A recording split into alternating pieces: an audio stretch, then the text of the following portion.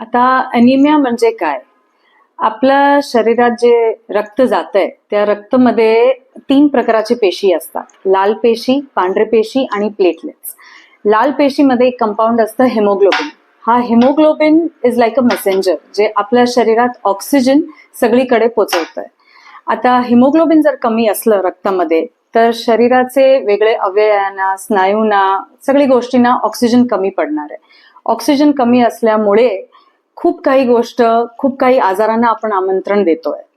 हे ऑक्सिजन खूप महत्वाचं आहे अँड सो हेमोग्लोबिन खूप महत्वाचं आहे. आता हेमोग्लोबिन कमी असल्यामुळे काय काय होऊ शकतं? आपल्याला अनिमिया आहे हे कसं ओळखायचं?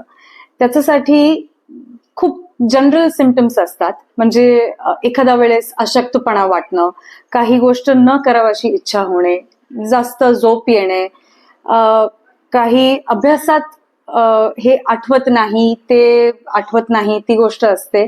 सो हे सगळे संकेत जे आहे ते हेमोग्लोबिन कमी असल्यामुळे ऑक्सिजन कमी पडण्याचे संकेत आहे. आपल्या मेंदूला ऑक्सिजन कमी असल्यामुळे आपण अभ्यासात कॉन्सन्ट्रेट करू शकत नाही. आपण ते अभ्यासाचं वाचलेलं परत आठवण करू शकत नाही. आपल्याला दिवसभरात अशक्तपणा जाणवतो. कधी कधी काही मुलींना खूप रक्त जर कमी झालं तर बधीरपणा येतो डोक्यात, चक्कर येतात, ते चक्कर खाऊन पडून सुद्धा जातात. अनिमिया बरेच प्रकारचे असतात. त्याच्यात कॉमनेस्ट म्हणजे न्यूट्रिशनल अनिमिया. म्हणजे आपल्या आहारमध्ये लोह तत्व कमी असल्यामुळे हेमोग्लोबिनची उपज होत नाही आणि त्याच्यामुळे रक्ताचे टक्के कमी येतात. हे अनिमिया कसं ओळखायचं त्याच्याबद्दल आपण बोललो, पण ते लॅब रिपोर्ट्स मध्ये कसं बघायचं तर CBSE कम्प्लीट ब्लड काउंट किंवा मात्र हेमोग्लोबिन पण आपल्याला चेक करता येतं रक्तामध्ये. हेमोग्लोबिन एक पर्टिक्युलर लेवलच्या पेक्षा कमी आलं म्हणजे आपल्या शरीरात हेमोग्लोबिनची उणप आहे आणि ते ऑक्सिजन कॅरी करायला सक्षम नाहीयेत. नॉर्मल आपल्या इंडियाचं पॉप्युलेशन मध्ये आणि खास करून विद्यार्थ्यांमध्ये त्या एज ग्रुपमध्ये 11 ते 13 is the limit for haemoglobin. 11 ते 13 मध्ये हेमोग्लोबिन कमीत कमी पाहिजे. त्याच्यापेक्षा जास्त इज वेलकम, पण त्याच्यापेक्षा कमी तर नकोय. 11-10 पेक्षा हेमोग्लोबिन कमी असलं की सगळे त्याचे सिम्पटम्स यायला लागतात.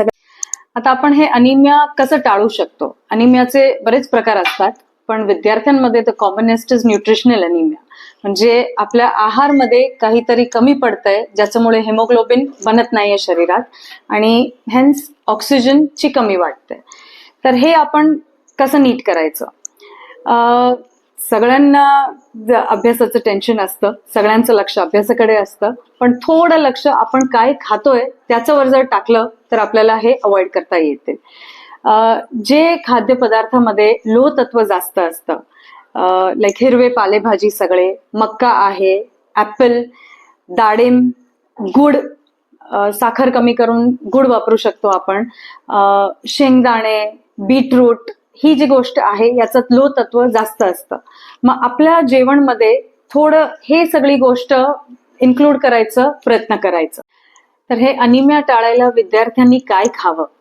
तर जर मेस आणि हॉस्टेलचं जेवण अनिवार्य आहे, त्याचा सोबत तुम्ही बाहेर गुडवड्या मिळतात किंवा चिक्की घेतली किंवा एखाद्या वेळेस कॅन्डी न खाऊन कॉर्न खाऊन घेतला, मक्का खाऊन घेतला, जेवढं होईल तेवढं फ्रुट्स जास्त घेतले, ऍपल, डाळिंब, हे फ्रुट्स मध्ये लोह तत्व जास्त असतात.